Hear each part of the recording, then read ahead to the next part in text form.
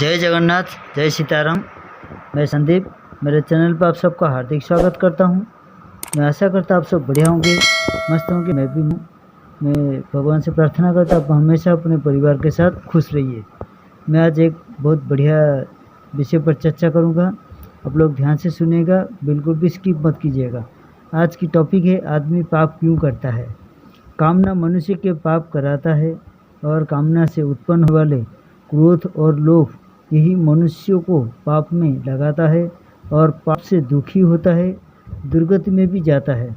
मनुष्य के मन में, इंद्रियों में, बुद्धि में, अहम में और विषयों में कामना का वास होता है। कामना ही मनुष्यों की बेरी है, पतन का कारण है। इंसान पाप क्यों करता है? पाप करने की सबसे बड़ी वजह मनुष्य की किसी चीज़ को पाने की इच्छा है। इसलिए काम वासना से मनुष्यों में क्रोध उत्पन्न होता है। क्रोध से भ्रम पैदा होता है, जिसके कारण सबसे पहले मनुष्य की बुद्धि नष्ट हो जाती है। यही मनुष्य के विनाश का कारण बनती है। मनुष्य से पाप कौन करवाता है? मनुष्य का क्रोध और मोह उसे पाप करवाता है। इंसानों के लिए इन शत्रुओं को पहचानना बहुत ज़रूरी है। भगवान कहते हैं, क्रोध से भ्रम पैदा होता है। पाप का मुख्य कारण क्या है?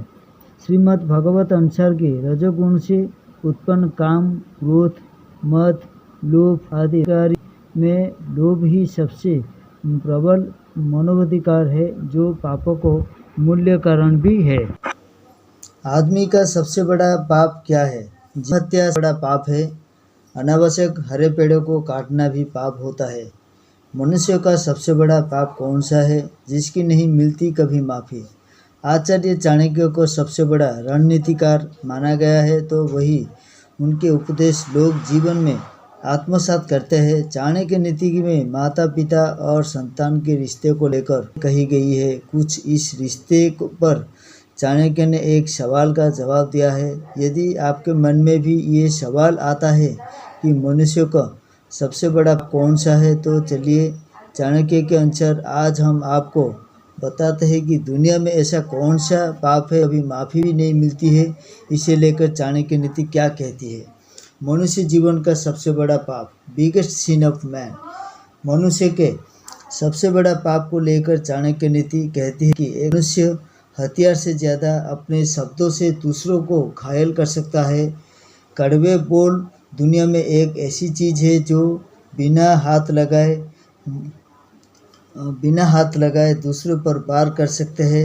आचार्य चाणक्य द्वारा एक कथन में कहा गया है कि जो व्यक्ति माता पिता के लिए अपना जुबान की ताकत का इस्तेमाल करता है, उससे बड़ा पाप जीवन में कोई नहीं। इस कथन का अर्थ है कि माता पिता के लिए अपशब्द बोलने वाला इंसान ही महापापी कहलाता है। इस गलती की नहीं मिलती माफी। माता पिता को ईश्वर का समान माना गया है। सभी धर्मों में सभी माता पिता अपने बच्चों को खुशी के लिए पूरी जिंदगी झोंक देते हैं। अपने जीवन का हर पल कड़ी मेहनत कर उनके जीवन को सुख सुविधा बनाने के लिए समर्पित कर देते हैं। पर संतान को ये एक गलती ये कहे पाप माता पिता को जिंदगी भर का दुख दे। नीति के अनुसार जिस तरह तीर से निकला बाण कभी वापस नहीं लौटता है, उसी प्रकार जुबान से निकले शब्द कभी वापस नहीं लिया जा सकते। अक्सर लोग गुस्से में आकर माता पिता को भी कड़वे शब्द बोल देते हैं, पर जब गुस्सा शांत होता है तो व्यक्ति के पास पछतावा का अलावा कुछ नहीं रह जाता है। इसलिए आपको अपने गुस्से पर कंट्रोल करना याद रखना चाहिए कि हमारी जुबान से निकला गलत शब्द माता पिता के दिल को किसी भी प्रकार का ठेस ना पहुंचाए। अगर माता पिता माफ़ भी कर दे तो भी भगवान इस गलती को कभी माफ़ नहीं करता है।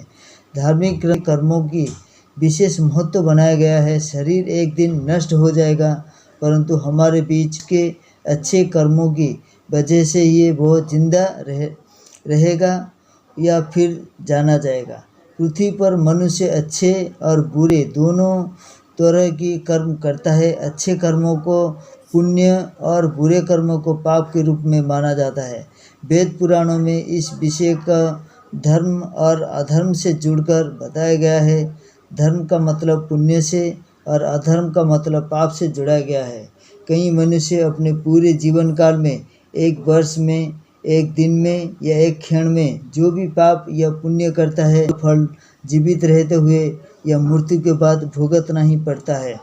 चाणक्य नीति के 5वें अध्याय पे इस बात का उल्लेख है कि जन्म मृत्यु यत्यक भुनक्तये शुभाशुभम नरकेषु प्रत्येक एको याति परागतिम।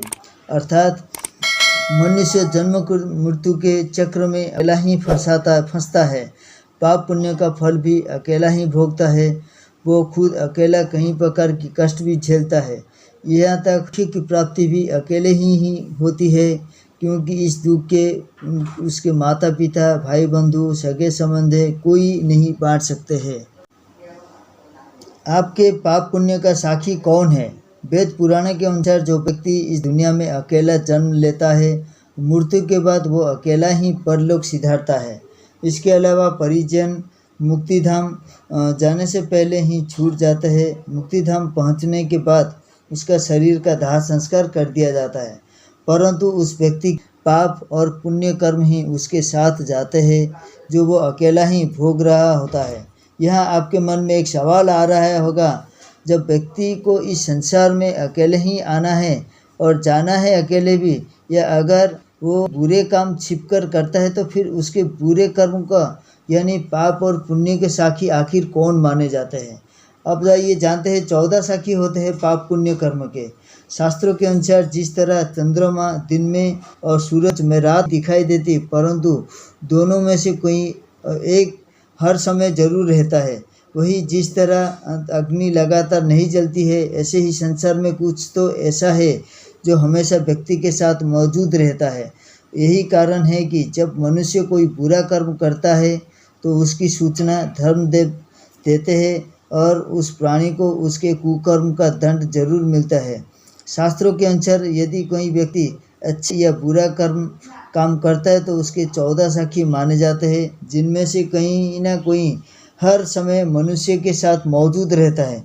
मनुष्य के अच्छे और बुरे कर्म का 14 साक्षी कौन है, आइए जानते हैं। आइए अब जानते हैं 14 साक्षी कौन कौन है। कि दिन, रात, सूर्य, चंद्रमा, अग्नि, पृथ्वी, जल, वायु, दिशाएं, कर्म, काल, संध्या, आकाश और इंद्रिया। ये 14 साक्षी हमारे पाप और पुण्य कर्म का मौजूद रहता है। आपको वीडियो मेरा कैसा लगा? आज मैं आपको सबको बताया कि आदमी पाप क्यों करता है, क्या उसका बड़ा पाप है, क्यों भुगतना पड़ता है, उसको क्यों मिलती नहीं है माफ़ी। ये सब मैं आज वीडियो के माध्यम से बताया है। मैं आशा करता हूँ आप सबको ज़रूर अच्छा लगा होगा। अगर वीडियो अच्छे लगे तो ज़रूर लाइक, कमेंट, शेयर कीजिएगा। मेरे चैनल पे कोई नया है तो सब्सक्राइब कीजिए। बेल आइकन बटन क्लिक करने से नोटिफिकेशन में ऐसे ही मोटिवेशन वीडियो आपके पहले ही आपके पास पहुंच जाएगा। तब तक के लिए जय जगन्नाथ, जय सीताराम। अपना ख्याल रखिए, परिवार का भी ख्याल रखिए, मुझे दुआ में याद रखिएगा। जाने से पहले मैं आप सबको एक छोटा सा मैसेज, आप लोग ज़रूर उसको आजमाइए, लगाइए और पर्यावरण को बचाइए। पेड़ लगाइए, पर्यावरण को बचाइए। Save tree, save environment. तब तक के लिए मिलते हैं अगले वीडियो पर। टाटा, बाय बाय, जय जगन्नाथ, जय सीताराम।